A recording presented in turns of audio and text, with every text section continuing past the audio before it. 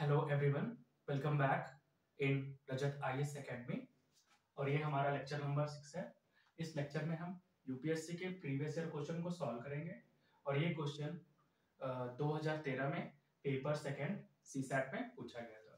ठीक है, तो कह रहा है ए बी सी डी ई। मान लीजिए कोई 5 पर्सन है, ठीक, उनका नाम क्या है, A B C D E, ठीक, belongs to 5 different cities. 5 different cities, कौन सा, P Q R S T. और ये कह रहा है नॉट इन ऑर्डर, ये लिखा है इस क्रम में लेकिन ये जनरली इस ऑर्डर में नहीं है। ठीक, कह रहा है कि कोई 5 लोग हैं और वो किसी 5 डिफरेंट सिटी से बिलोंग करते हैं। तो मान लीजिए वो 5 लोग कौन से, ए बी सी डी ई उनके नाम है, और वो 5 डिफरेंट सिटी कौन सी हो गई, P Q R S T. ठीक, ये ऑर्डर में है नहीं, ठीक है, पहले बोल दिया।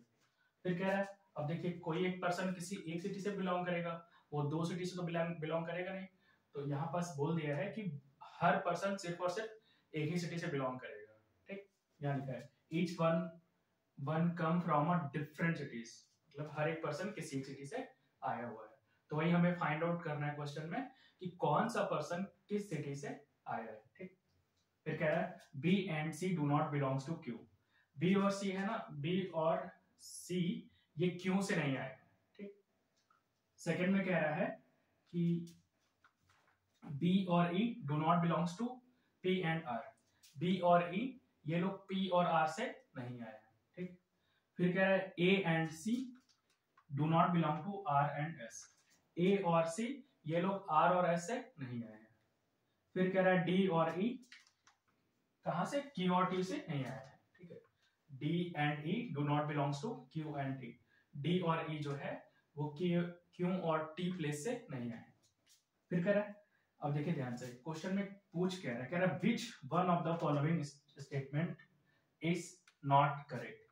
तो हमारे पास ये 4 स्टेटमेंट है, इनमें से हमें बताना है कि कौन सा करेक्ट नहीं है। ध्यान से समझिए, यहां लिखा है नॉट करेक्ट, इसका मतलब कि 3 तो करेक्ट है लेकिन एक स्टेटमेंट करेक्ट नहीं है, हमें नॉट करेक्ट फाइंड आउट करना है। ठीक है, तो इस तरह के क्वेश्चन को सॉल्व करने के लिए सबसे पहले हम क्या करेंगे, एक चार्ट बनाएंगे। ठीक, देखिए एक फिगर बनाइए। तो मान लीजिए यहां पास पर्सन प्लेस क्या है, पी, ठीक, क्यू आर एस और क्या, टी। ठीक, अब वो हमारे प्लेस हो गए। अब यहां देखिए, यहां हो जाएगा ए, फिर बी, फिर सी, फिर डी और फिर टी। ठीक, अब देखिए कह रहा है B and C do not belong to Q. B और सी क्यू से नहीं बिलोंग करते, तो यहां क्रॉस कर देंगे। ठीक, फिर कह रहा है D and E do not belong to P and R. B जो है, बी और ई क्यों पी और आर से बिलोंग नहीं करते, तो पी बी का पहले लिख देते हैं।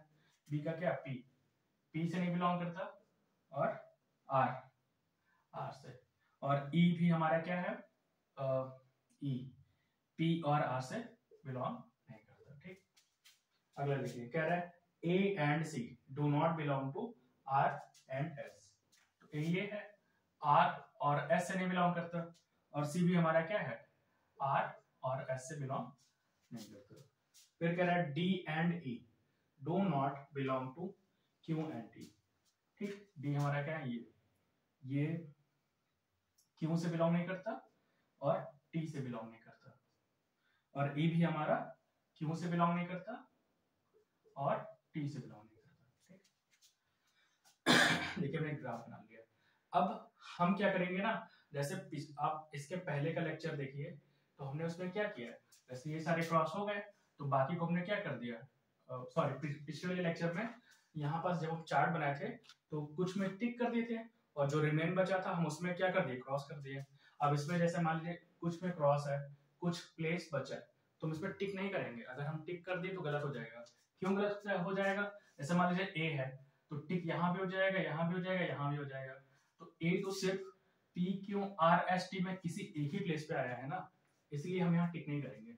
यहाँ हम दूसरा मेथड यूज करेंगे। देखिए ध्यान से, जैसे मान लीजिए आर है, आर एक प्लेस है, तो बाकी चारों में क्या है, क्रॉस है, एक प्लेस खाली है, कौन सा ये, इसका मतलब कि डी क्या है, आर से आया हुआ है, क्योंकि बाकी 3 तो नहीं है ना, 4 नहीं है, एक ये हो गया। ठीक, हम एलिमिनेशन मेथड का यूज करेंगे। ठीक है, अब देखिए और हम क्या कर सकते हैं, अब देखिए ये चारों भरा हुआ है, तो बचा क्या, ये बचा। ठीक, अब देखिए ए जो है अगर क्यू से आ चुका है तो वो ना पी से आएगा ना टी से आएगा। ठीक, आगे देखिए अब हम क्या कर सकते हैं, अब देखिए क्रॉस क्रॉस क्रॉस, तो बचा क्या, टिक बचा एक। अब इस लाइन में अगर एक टिक आ गया है तो ये क्रॉस हो जाएगा, ये भी क्रॉस हो जाएगा।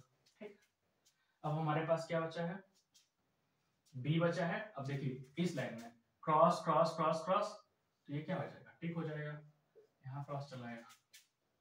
अब देखिए इसमें एक टिक है, इसमें एक टिक है, इसमें एक टिक है, इसमें एक टिक है, तो बचा क्या, ये वाला बचा सी। इस लाइन में कोई टिक नहीं है, यहाँ टिक हो जाएगा। ठीक, हमारे पास सिर्फ और सिर्फ 5 टिक आएंगे। तो ए कहां से बिलोंग कर रहा है, क्यों से, और बी कहां से बिलोंग कर रहा है, टी से, सी कहां से बिलोंग कर रहा है, पी से, डी कहां से बिलोंग कर रहा है, आर से, और ई कहां से बिलोंग कर रहा है, एस से। हमारे पास जो खाली स्पेस है अब काट सकते हैं। ठीक, अब देखिए क्वेश्चन क्या पूछ रहा है, कह रहा है इनमें से, यहां लिखा है which one of the following statement is not correct। हमारे पास 4 स्टेटमेंट है, कह रहा है इनमें से करेक्ट कौन सा नहीं है। कह रहा है C belongs to P, क्या C P से बिलोंग कर रहा है, हाँ कर रहा है, तो ये स्टेटमेंट क्या हो जाएगा, सही है। ठीक, और फिर कह रहा है D belongs to R, D R से बिलोंग कर रहा है, देखिए D R से बिलोंग कर रहा है, ये भी सही है।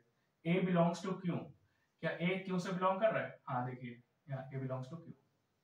फिर कह रहा है D B belongs to S, क्या बी एस से बिलोंग कर रहा है, देखिए नहीं, जब यहाँ एस पे जाएंगे तो यहाँ क्रॉस आ गया। ठीक, और क्वेश्चन क्या पूछा था हमारा, which one of the following statement is not correct, इनमें से करेक्ट कौन सा नहीं है, तो बी तो टी से बिलोंग कर रहा है ना, और ऑप्शन में क्या लिखा है, बी बिलोंग्स टू एस, तो हमारा आंसर कौन सा हो जाएगा, डी, क्योंकि ये स्टेटमेंट क्या है, गलत है।